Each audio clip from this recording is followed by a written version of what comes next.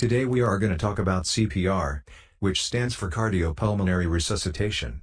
CPR has to be given during the case of sudden death. Sudden death of cardiac, or cardiac arrest, is considered to occur when the heart stops beating and there is no breathing. Now let's talk about common causes of sudden death. Number 1. Heart attack.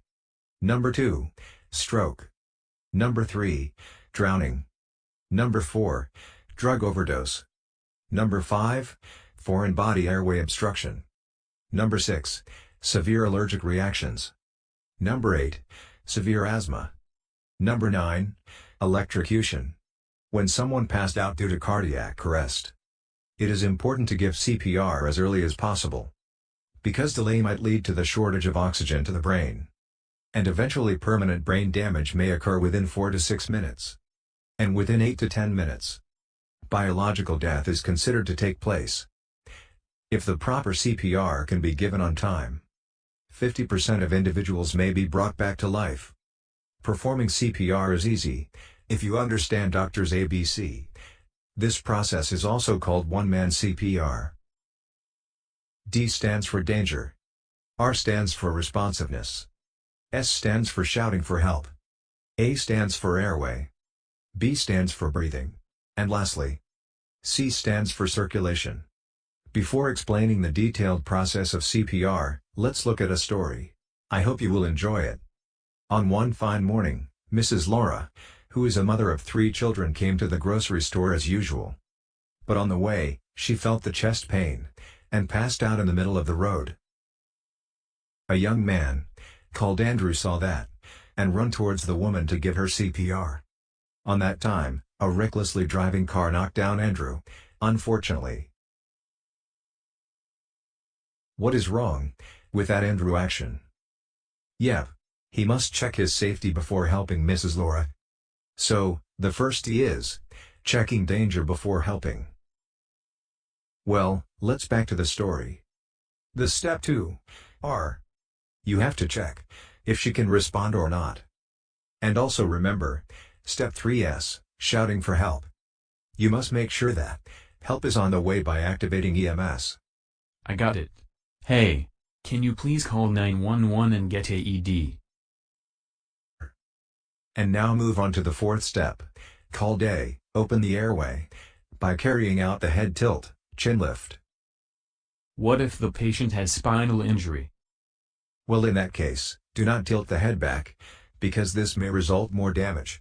Just gently grasp his or her jaw, and lift it forward with your fingers. And now, the 5th stage B, is checking the breathing.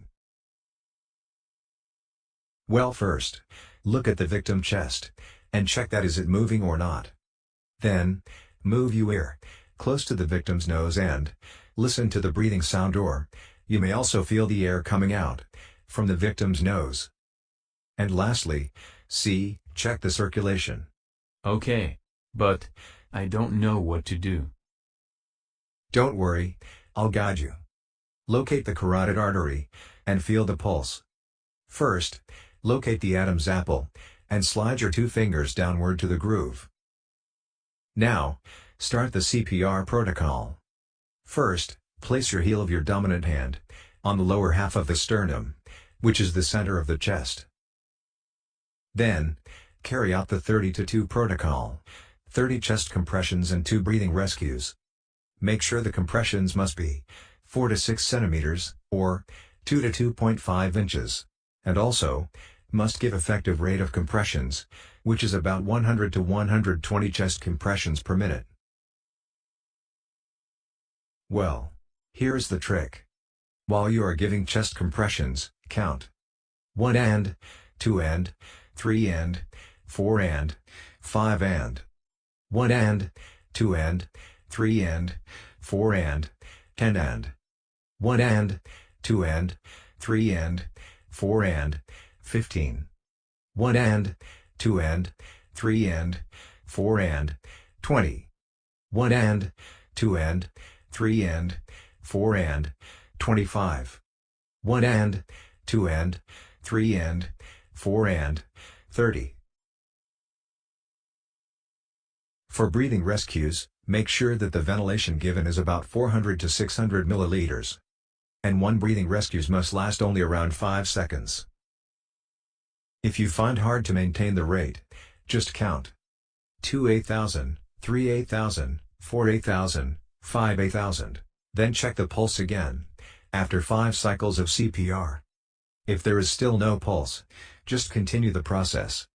If you can feel the pulse and breathing, after 5 cycles, put the patient in recovery position.